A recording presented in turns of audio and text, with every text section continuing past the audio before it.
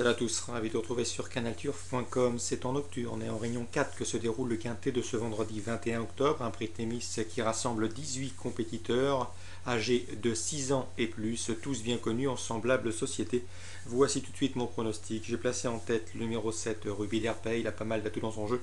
Il a notamment pour lui de dépendre de l'entraînement de Sébastien Garato, qui est en pleine forme, d'être drivé par Eric Raffin, d'être représenté des ferrés des 4 pour l'occasion. Sachez également qu'il part au premier échelon, un atout non négligeable sur ce parcours de la petite piste. Ajoutez à cela qu'il reste sur un succès à la Capelle, ça doit suffire pour faire l'arrivée. On lui posera le numéro 8, Radieux Bégonia. Ce ne sera peut-être pas le cheval de tout le monde, mais attention, c'est un cheval de qualité. Il sera déféré des 4 pour l'occasion, ce qui n'était pas le cas lors de ses 2 derniers parcours. Et avantage pour lui, c'est un cheval qui aime trotter en tête de course. Et à ce petit jeu-là, sur le parcours de la petite piste, il peut réaliser un numéro. Ensuite, je retiendrai le 12, Roxane Barbret, le 13, Kimja, deux juments en pleine forme actuellement. Sachez qu'elles avaient terminé respectivement deuxième et première le mois dernier sur un parcours de 2700 mètres de grande piste à Vincennes. Sachez également que j'ai pu me retenir avec Roberto Donati, l'entraîneur de Roxane Barbret, lorsqu'il présentait notamment qu'elle arrive mercredi dans l'étape GNT de Lyon-Paris, qu'elle arrive qui a très bien tenu sa partie. Roxane Barbret est également en pleine forme. Si elle peut bénéficier d'un bon parcours caché, comme elle les affectionne, elle devrait elle aussi figurer à l'arrivée. Ensuite, j'ai retenu le numéro 16, Néar, qu'il a pour lui d'être en forme. Il reste sur 2 succès consécutifs, acquis à Feur et à Toulouse. Il est drivé par Jean-Michel Bazir, déféré des 4. Lui aussi fait partie des chances théoriques, même s'il aura contre lui de devoir rendre 25 mètres. Le numéro 9, Keras Apple, ce n'est pas le meilleur du lot à mes yeux. Mais attention, le cheval est en forme, bien engagé au premier échelon, ça peut suffire pour faire l'arrivée. Lui qui vient de marcher moins de 14 sur l'hippodrome de Caen, s'y classe en deuxième. Ensuite, je retiendrai le numéro 1, Kerner. Il ne faut pas surtout le condamner sur son dernier parcours. Il allait encore librement lorsqu'il s'est montré fautif, quelque peu gêné. Il convient de le racheter, à mon avis, c'est un bel outsider dans cette épreuve. Et je terminerai avec le numéro 10, Royal Dream, c'est le cheval de classe du lot, le meilleur à mes yeux. Le bémol, c'est qu'il n'a pas paru en piste depuis le mois de juin, mais c'est un cheval qui n'a pas les gains en rapport avec son potentiel. Selon moi, il pourrait vite tutoyer les meilleurs de sa promotion cet hiver. Donc un cheval, même s'il ne fait, entre guillemets, que la ligne droite, il peut parfaitement venir chercher une place. Résumé chiffré, 7, 8, à savoir Ruby Derpey, Radieux Bégonia. Devant le 12 et le 13, Roxane Barbret et Kimja.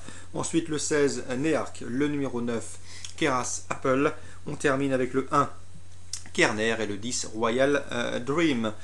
Pour les regrets, le numéro 4, Pacha de Gaudisson. J'ai pu m'entretenir avec son mentor Antoine Bliguet. L'interview disponible sur Canal Turf Radio. Il n'est pas négatif pour l'octroi d'une 4e, 5e place à Bellecote, donc on s'en méfiera.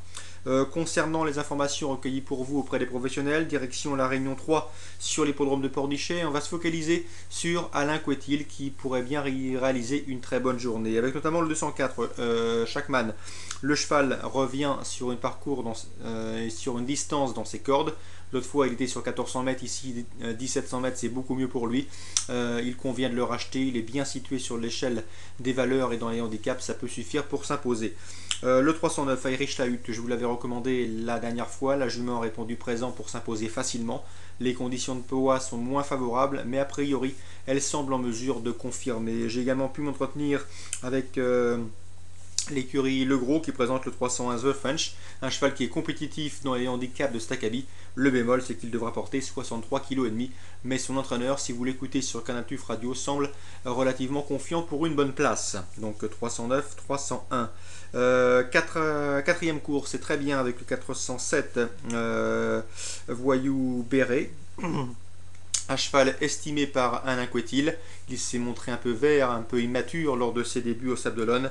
Ici, il va remettre les pendules à l'heure si l'on s'en réfère aux propos de son mentor. Le 609, Firouzza, c'est une débutante, mais elle montre de très belles choses le matin et il ne faudrait pas être surpris de la voir s'illustrer d'emblée. Donc méfiance, méfiance. 609, Firouzza travaille très bien et elle peut également mettre tout le monde d'accord. On termine avec le 702, encore Alain Couetil, qui présente Mogadiscio. Il débute dans les handicaps, il est pris en 42 valeurs.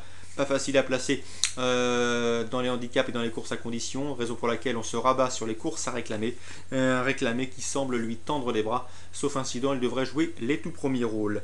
Vous l'aurez compris, Alain Couetil à suivre avec le 204 Shackman, le 309 Irish Lahut, le 407 Voyou Eberé qui devrait remettre les pendules à l'heure, le 609 Firouzza en mesure d'effectuer de très bons débuts, et le 702 Mogadiscio qui affronte a priori des adversaires largement à sa portée. Donc à suivre tout au long de cette réunion 3 à Pornichet, l'entraîneur Alain Couetil. Voilà, tout est dit pour ce programme du vendredi 21 octobre. Très bon jeu à tous et rendez-vous demain.